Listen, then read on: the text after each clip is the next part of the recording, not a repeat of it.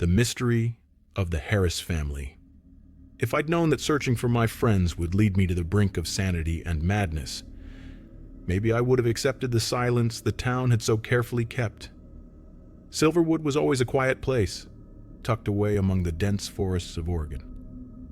I grew up here, knowing every street, every face, every whisper of the trees surrounding the town. The Harris family was like my second family.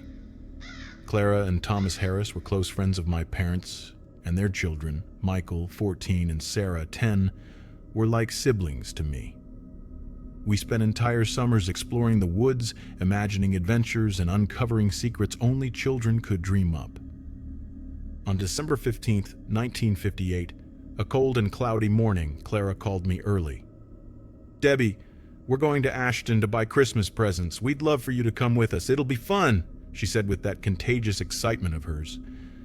I looked out the window, watching the frost that blanketed the landscape, and hesitated for a moment.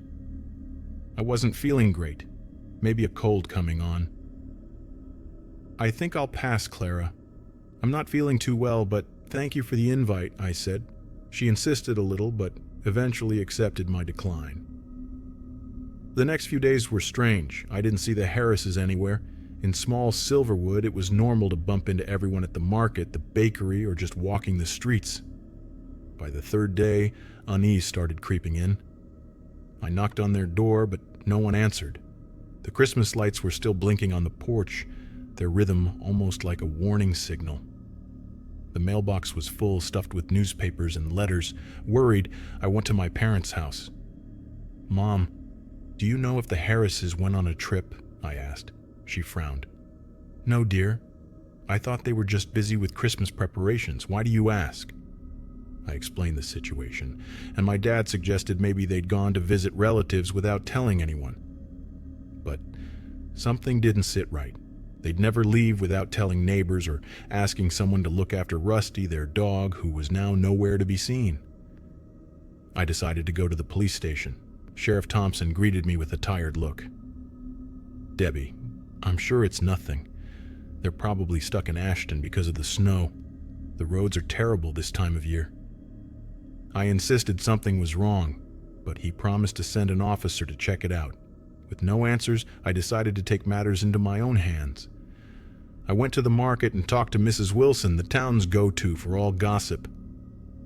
"You know, Debbie, I heard they were seen on the road to Ashton, but that was days ago," she said, adjusting her glasses. "And I've heard rumors about strange things in the woods, but you know how people love their stories." With that tidbit, I decided to drive to Ashton. The winding road was flanked by towering trees that seemed to touch the sky, and snow began to fall lightly. It looked like something out of a fairy tale, but the air carried a heavy, oppressive feeling. I stopped at a gas station halfway there.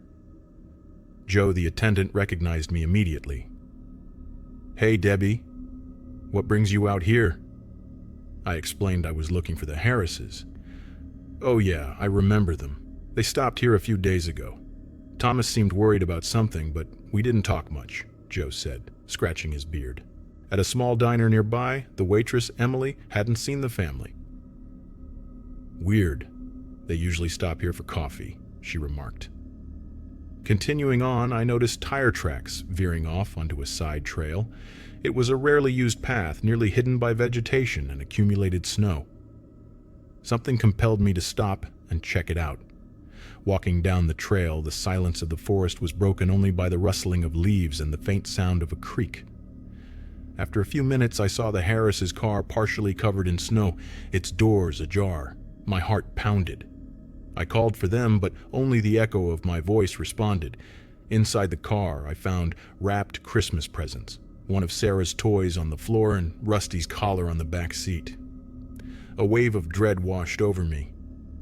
Outside, I noticed footprints in the snow leading into the dense woods.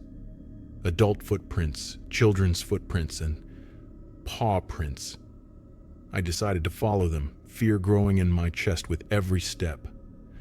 The trail took me deeper into the forest where the trees were so tall and thick that barely any light filtered through. The air grew colder, and a thin mist began to form. The footprints seemed fresh but vanished in places, as if deliberately erased. I reached a clearing where an old cabin stood, almost hidden among the trees. It was a rustic structure, its wood darkened by time with broken windows. Approaching cautiously, I noticed strange symbols carved into the door and the exterior walls, symbols I didn't recognize, but that filled me with unease. I pushed the door open, its creak echoing loudly, revealing a dark, damp interior. Inside, the smell of mold mixed with something sharper, like burnt herbs. Candles, melted down to stubs, were scattered across the floor in circular patterns. More of those symbols covered the walls. At the center was a small, extinguished fire, its ashes still warm. Suddenly, I heard a sound behind me. I turned quickly, but saw nothing. "Clara? Thomas? Michael? Sarah?" I called, but only silence answered. Then a soft whisper. "Debbie." A chill ran down my spine. I decided it was time to leave. As I turned toward the door, a shadow flickered in the corner of my vision. I ran outside, gasping for air, and there was Rusty, the Harris's dog, staring at me. "Rusty!" I cried in relief, but something was wrong. His eyes lacked their usual spark, and he let out a low growl before disappearing into the trees. Confused and terrified, I returned to the Harris's car, only to find something even more disturbing.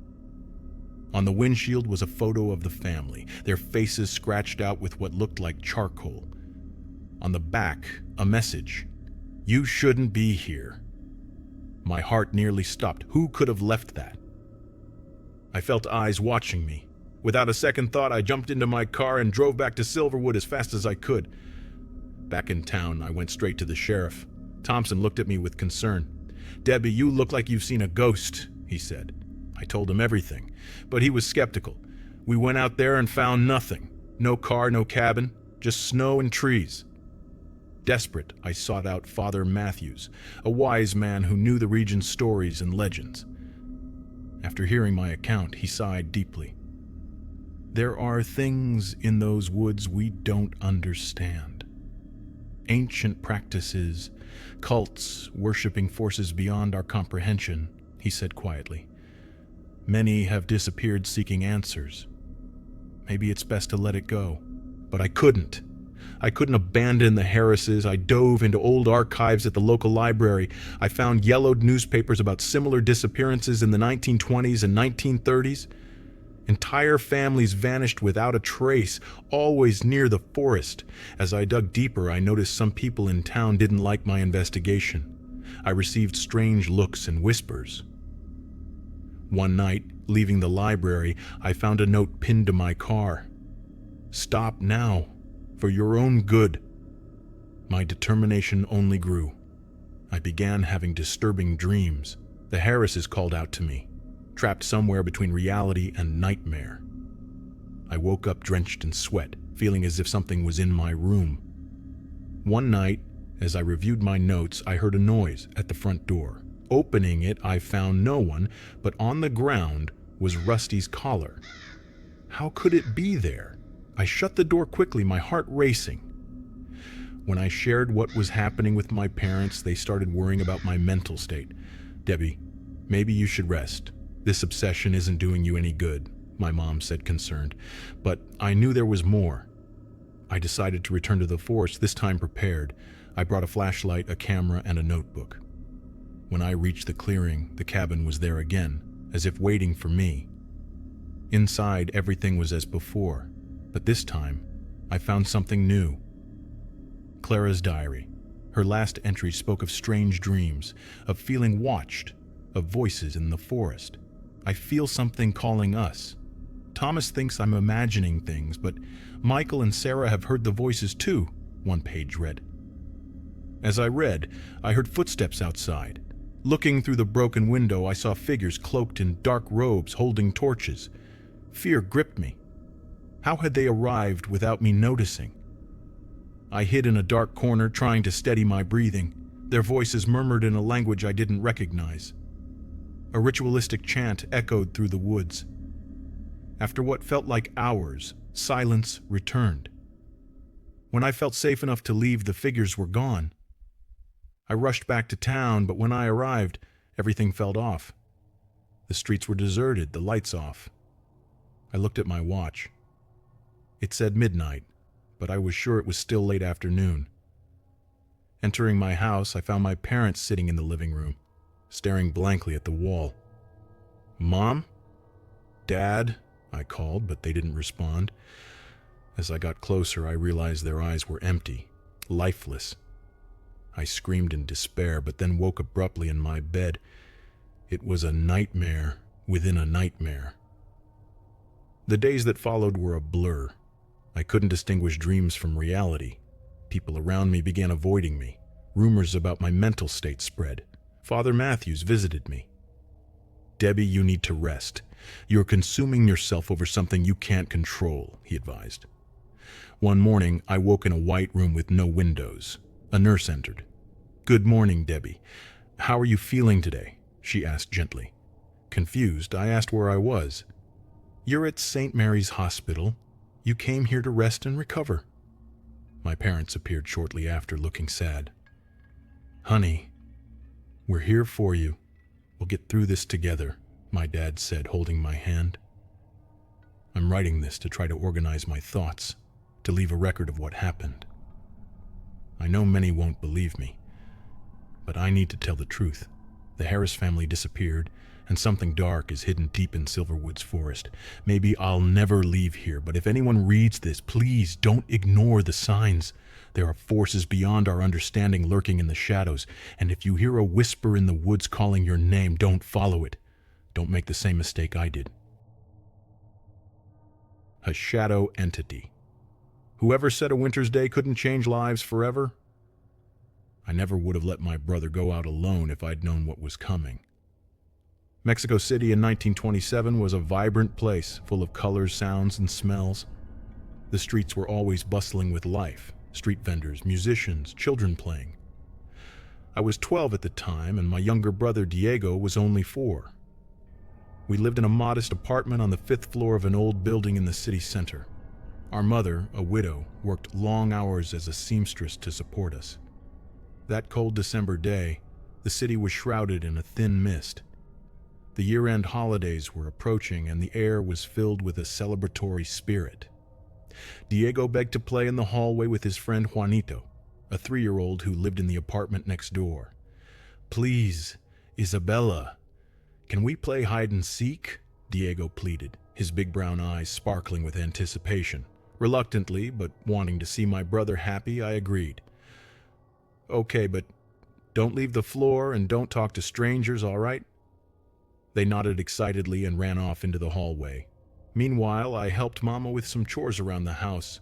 I could hear their laughter echoing through the building, which reassured me. But after a while, the laughter stopped. Silence took over. I stepped into the hallway and didn't see anyone. "Diego, Juanito?" I called out, but there was no response. A growing sense of unease crept over me. I started checking with the neighbors, but no one had seen them. I climbed up to the rooftop, thinking maybe they'd gone up to look at the city view. There, I found Juanito sitting near the edge, hugging his knees, tears streaming down his face. "Juanito, what are you doing here? Where's Diego?" I asked, kneeling beside him. He looked at me, scared, and whispered, "The man with the gray mustache took Diego." A chill ran down my spine. "What man, Juanito? What are you talking about?" He pointed toward the stairs. "A man with a gray mustache. He said he had candy and toys. Diego went with him." Panic seized me. I grabbed Juanito's hand and took him back to his apartment, quickly explaining to his mother what had happened. Then I ran to tell my mother. "Mama, Diego's gone!" I shouted, desperate. She dropped the fabric she was sewing and looked at me, terrified. "What do you mean, Isabella? Where is he?" Between sobs, I explained everything. Without wasting a second, she called the police and alerted the neighbors to help with the search. The police arrived and started asking questions. They interviewed Juanito, who repeated the same story about the man with the gray mustache. None of the other residents had seen anyone matching that description. Meanwhile, the news spread through the neighborhood.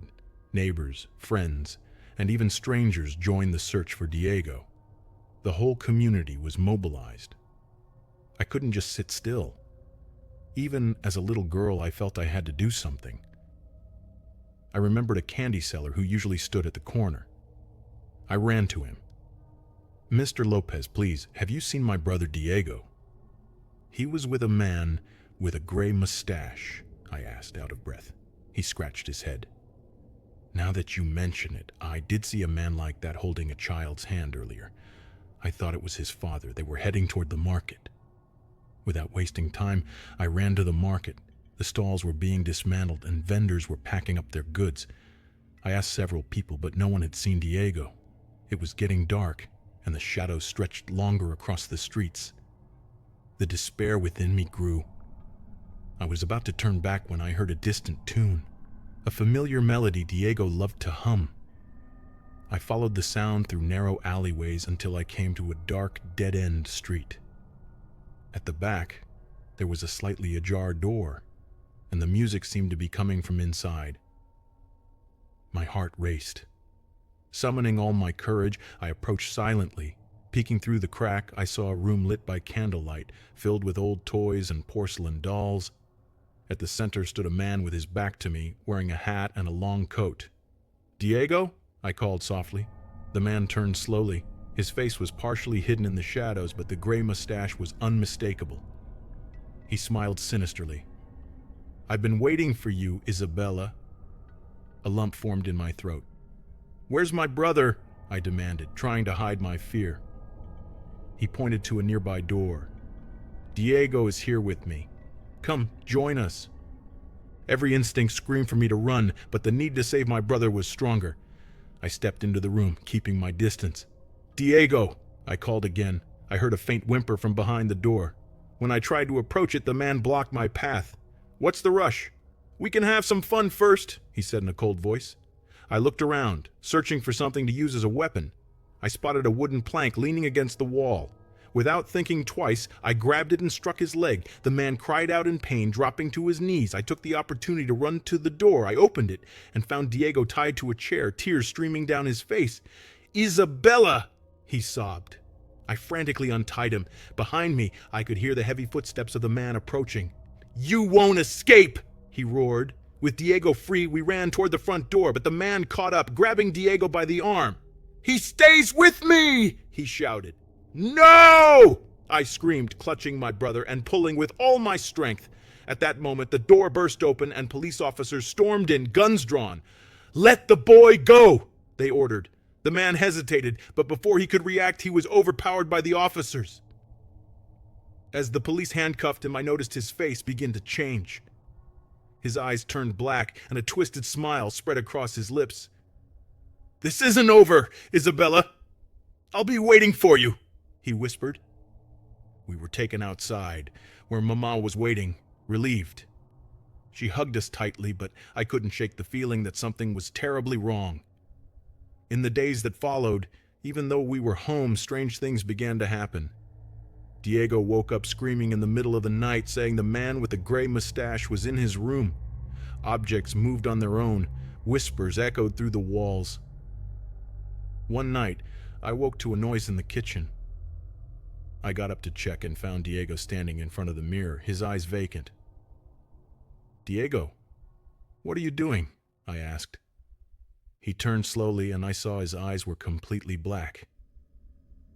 "He's here," he said in a voice that wasn't his. A chill ran down my spine. Suddenly, the figure of the man with the gray mustache appeared in the mirror, smiling maliciously. "I told you this wasn't over," he whispered. The next day, our neighbors found the apartment empty. There was no sign of us, just an eerie silence and a sense that something terrible had happened. The authorities never discovered what became of us. Some say the man with the gray mustache was an evil entity that fed on innocent souls. Others think it was just a tragedy caused by a deranged mind. But the truth is, that winter in 1927, our family was taken by something beyond human comprehension. And even today, on cold nights in Mexico City, some claim to see a girl and a boy walking hand in hand, followed by a man with a gray mustache, smiling from the shadows. The Orphanage of the Missing If I'd known that visiting the Ravenwood orphanage would uncover horrors hidden in the shadows, maybe I never would have crossed its gates. In 1964, the small village of Ravenwood seemed like a place forgotten by time. Surrounded by dense forests and cloaked in almost constant fog, it was a refuge for those seeking isolation. I, Helen Acosta, an investigative journalist, had heard rumors about the Ravenwood Orphanage, an old convent turned shelter for homeless children. Stories of disappearances and questionable treatments caught my attention. I decided I had to uncover the truth.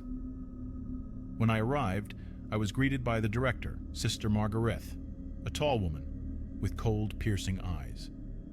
Beside her stood Sister Beatrice, young and seemingly innocent, but with a gaze that hinted at something darker. I explained that I wanted to write a story about their work with the children, focusing on their dedication and charity. They seemed reluctant, but eventually agreed. Feel free to look around, but we ask that you respect the privacy of our little ones, Sister Margaret said with a forced smile. As I walked through the cold, dimly lit hallways, I noticed that the children avoided eye contact. They seemed lifeless, as if something had drained their energy. In one room, I met Lucas, a 10-year-old boy with injection marks on his arms. "Are you okay?" I asked. He just nodded, but his eyes begged for help. That night, I decided to stay at the orphanage to observe their nightly routine. After dinner, the children were sent to their rooms. I noticed 5 beds remained empty. "Where are the other children?" I asked a staff member. "They were recently adopted," she replied quickly, avoiding my gaze. In the middle of the night, I heard whispers and hurried footsteps. I followed the sound to a hallway leading to the basement. The door was slightly ajar. I descended the damp stairs, holding my breath. What I found froze me in place. A room set up like an improvised laboratory with old medical equipment and vials filled with unknown substances. At the center, I saw Sister Margaret and Sister Beatrice standing next to Dr. Victor Almeida, a doctor supposedly in charge of the children's health. They surrounded a stretcher where a child lay motionless.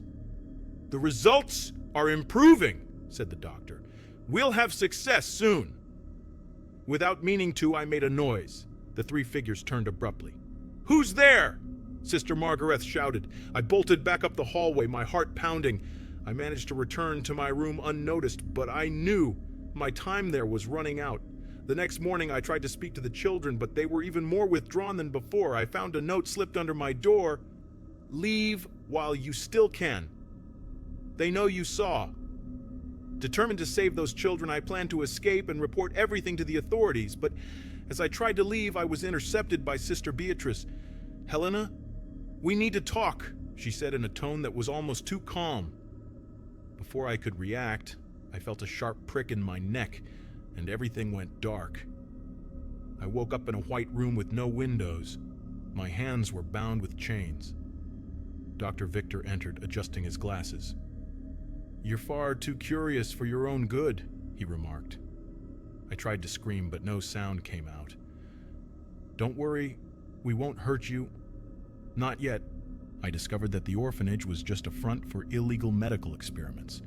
They were working on developing a serum to control the human mind, creating obedient, will-less beings. The 5 missing children had been used as test subjects and discarded when they were no longer useful. In the midst of my despair, Sister Beatrice entered hurriedly. "We don't have much time. I'll help you," she whispered. "Why should I trust you?" I asked, skeptical. "I don't agree with what they're doing. I was forced to participate. Please, let me make things right." She freed me, and together we planned an escape. While Dr. Victor and Sister Margaret were preoccupied in the basement, we ran through the corridors, gathering as many children as we could.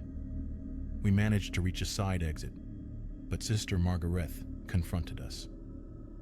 "Betrayal, Beatrice. I'm disappointed," she said, raising a gun. "The children belong to us. You don't understand the greater purpose." In a moment of courage, Sister Beatrice stepped between us and the director. "Run, Helena! Get them out of here!" I hesitated for a moment, but knew I couldn't waste the opportunity. With the children, I ran into the forest surrounding the orphanage. Behind us, I heard gunshots and screams. The dense trees made it hard to navigate, but we kept moving forward. After hours, we reached the nearest village.